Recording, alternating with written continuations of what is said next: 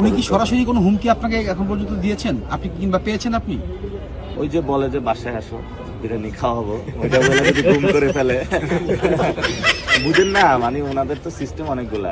ওই যে আমাদের যখন আন্দোলন করতেছিলাম তো বিভিন্ন জায়গায় বলছিল গণভবনে একটু আসো, তোমাদেরকে নাস্তা টাস্তা করাবো। ওই সময় আমাদেরকে হ্যাঁ ডিবি হারুন দেখেন না ভাত খাওয়াইছে এটা মানুষের সামনে দিছে। পরে উনি আমার বিরিয়ানি খাওয়াইতে নিয়ে বিরিয়ানি খাওয়াবে, এটা ছবি দিবে আর ভিতরে যে আমার কেলাবে।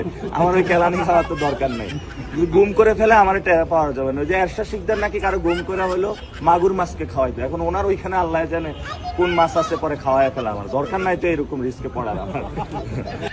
বাবা ঢাকা আগারো কি যে একটা নির্বাচন চলতেছে, এরা চাচা বাতি যে কি তামসাটা শুরু করছে একটা কল্পনা করতে পারে। মির্জা আব্বাস বিরিয়ানি খাওয়ার দাওয়াত দেয়, কিন্তু নাসিরউদ্দিন পাটোয়ারি বিশ্বাস করে না। আল্লাহ বিরিয়ানি খাওয়াইবো না, নিয়ে গেলে গুম করে দিব। এরশাদ শিকদারের সাথে তুলনা দিতেছে। আর মির্জা আব্বাস মনে করছিল যে হাদি ভাই গেছে চলে এখন শান্তি মতো একটা নির্বাচন করবো, কিন্তু সবচেয়ে অশান্তি হয়েছে এই নাসিরউদ্দিন পাটোয়ারি আসাতে। অশান্তির গোট